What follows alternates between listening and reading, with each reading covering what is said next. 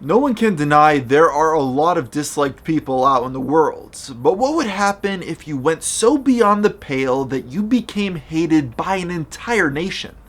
Well, that's the story we'll be discussing today.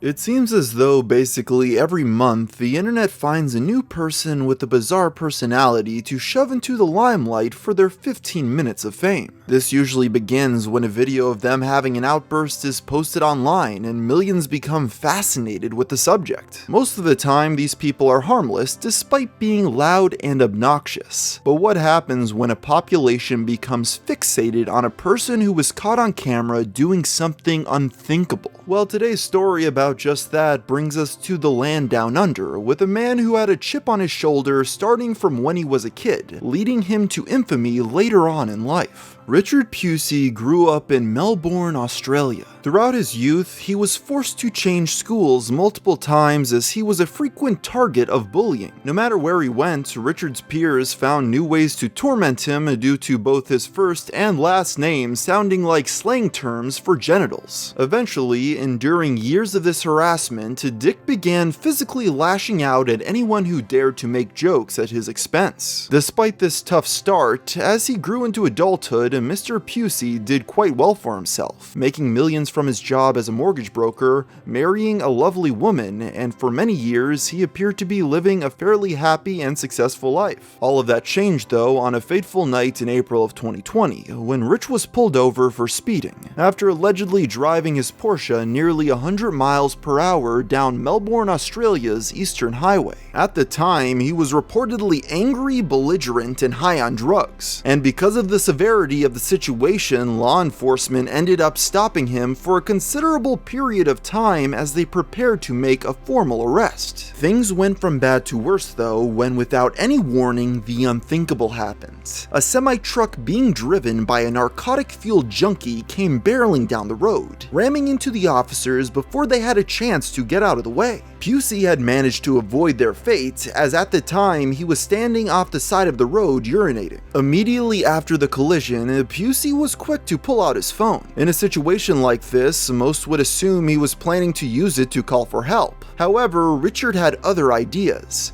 opening the camera app and filming the officers who were pinned under the massive 16-wheeler. While 3 of the cops were already dead by this point, the sole survivor, Senior Constable Lynette Taylor, could reportedly be seen in the video desperately reaching out for help. Richard provided no assistance, as he instead began taunting the policewoman and her deceased colleagues. He shouted profanities, marveled at the destruction surrounding him, and blamed the police for the destruction of his car, which had been heavily damaged in the accident. Eventually, more bystanders arrived on the scene as Pusey continued filming the carnage. They initially tried to ask him for assistance in aiding the victims, to which he allegedly replied, "They're dead," and continued filming. These Good Samaritans soon gave up on trying to appeal to Richard's humanity, and instead devoted all their efforts towards simply trying to keep him from interfering with the rescue. At one point, a doctor was forced to physically shove the belligerent cameraman out of the way in order to treat the fallen officer. In the end, Lynette Taylor tragically ended up passing away from her injuries at the scene, and Richard Pusey returned home. In the days following the incident, Richard reportedly shared his video with multiple friends, not seeming to show even the slightest amount of remorse for his actions. With this complete lack of respect for human life, it wasn't long before Australian authorities caught up with him and charged the mortgage broker with speeding and outraging public decency. Once the story got out, it quickly attracted national attention. Even though he had not been the one responsible for the crash, the man's callous reaction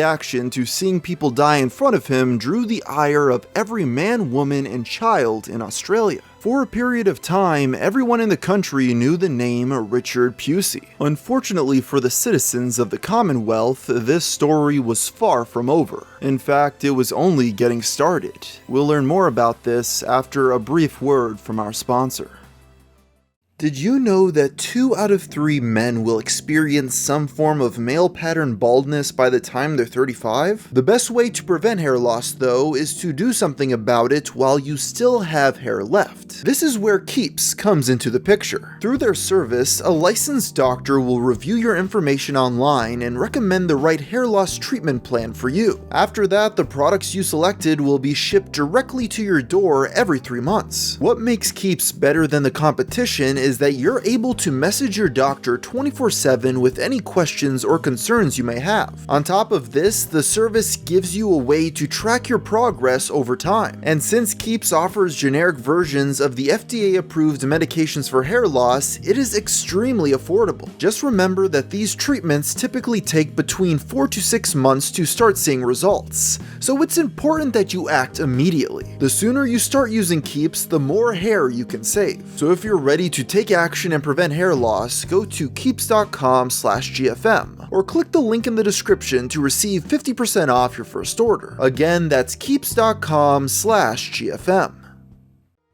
As the infamy of Richard Pusey grew in Australia, people who had met him in the past began coming out of the woodwork to detail their nightmarish experiences. Todd Templeton was one such person, as he was the owner of a home renovation company that Pusey had hired to redo his kitchen back in 2014. Allegedly, towards the end of the project, he repeatedly asked for small changes to be made in order to avoid giving them the final payment that was owed. Eventually, Templeton became frustrated with all of the delays and took Pusey to court over the failed payments, a case which he easily won, as Richard failed to show up to the hearing. Pusey then almost immediately went to a new renovation company owned by Lloyd and Kim Lester, contracted a new kitchen, and did the exact same thing they had done to Templeton, though this time he attempted to sue the couple for over $35,000 he had already paid for the work, but the case was quickly thrown out. As all of this was happening, Richard reportedly began a bizarre and relentless harassment campaign against both business owners. Templeton claimed to have received multiple strange videos and pictures from the millionaire. These include footage of him urinating in various locations and an image of Dick holding a sign edited to read, "Where's my kitchen drawers?" The harassment the Lesters received was much more severe, however. They alleged he posted their address online and claimed it to be the home of a pedo, as well as writing their phone number in sexually explicit classified ads. Things between the Lesters and Pusey got so bad that he was captured on video berating Kim Lester, saying that he hoped she died from the breast cancer she was suffering from. This all resulted in the family filing a restraining order against the mortgage broker. Needless to say, the couple was not surprised to hear about his arrest. Lounging in prison, Rich was able to sit back as the entirety of a country demanded the book be thrown at him, with many saying that the sociopath shouldn't be let out. The issue was that the government had little in terms of laws against cheering at an officer's death, so the prosecution had an uphill battle for any substantial sentence. After serving a few months behind bars, Pusey was released on bail in October awaiting trial. The court at first mandated that he be sent to a mental health facility, but he ended up being rejected by every place they sent him. Eventually, an agreement was reached for Richard to be returned to his home and receive mental health treatment there. At a time like this, it would have probably been in his best interest to keep a low profile due to the heavy media attention and negative public opinion surrounding the case. However, Pusey seemed to relish in his new reputation. According to neighbors, he would regularly scream profanities and blast loud music from his home late at night. This new streak of bad behavior hit a boiling point only a little bit later on December 27th, 2020. According to sources, a particularly intense argument between Richard and his wife resulted in him threatening to murder her by putting a noose around her neck. When police arrived after neighbors reported the disturbance, the irate man climbed onto his roof and began shouting at law enforcement, even going so far as to try to goad them into shooting him. For 3 hours, the emergency responders tried their best to negotiate with Dick to make him come down, but to no avail. Once they finally realized that nothing they said would get through to the unhinged millionaire, they were left with no other option than to break their way into his house and force him down. The woman was ultimately unharmed, at least physically, and Pusey was taken into custody on new charges of making threats to kill, false imprisonment, common law assault, and committing a common law offense while on bail. Even with all of this happening, he was still dealing with a trial following the Eastern Highway incident. Soon enough, in February of 2021, he was ultimately given a sentence of 10 months behind bars, plus a $1,000 fine and 2 years suspension on his driver's license. As for that jail sentence, the amount of time he had spent incarcerated between his arrest and the release on bail was taken into account, meaning that he would only have to serve a few more short months in prison. The Australian public was outraged by this decision, as they felt that he deserved more time behind bars for his misdeeds. The courts held firm though, admitting that while they too found him despicable, he had not technically committed any crimes worthy of a longer conviction. You see, since he hadn't taken a drug test before the officers were run over, he was able to get out of his potentially biggest charge. This of course was not the end of Richard's legal troubles, as he was still dealing with his latest arrest from December. He had been held in prison on those charges for months, and was only granted his first bail hearing in August of 2021.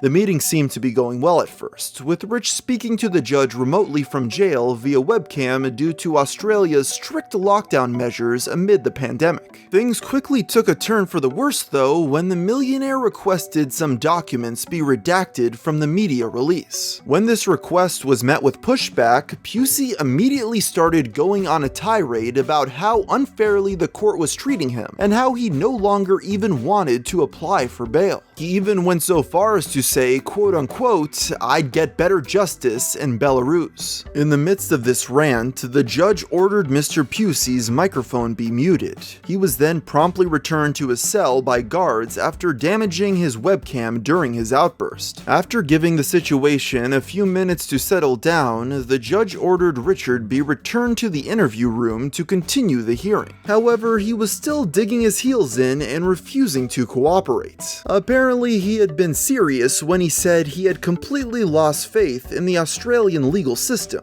Richard's lawyer tried desperately to make his client cooperate, but to no avail. Eventually, the matter was dropped, and the irate prisoner remained incarcerated. And this brings us to current day. While we don't know what the future holds for the most hated man in Australia, if he continues his pattern of letting his temper get the better of him, we can only assume it won't be good.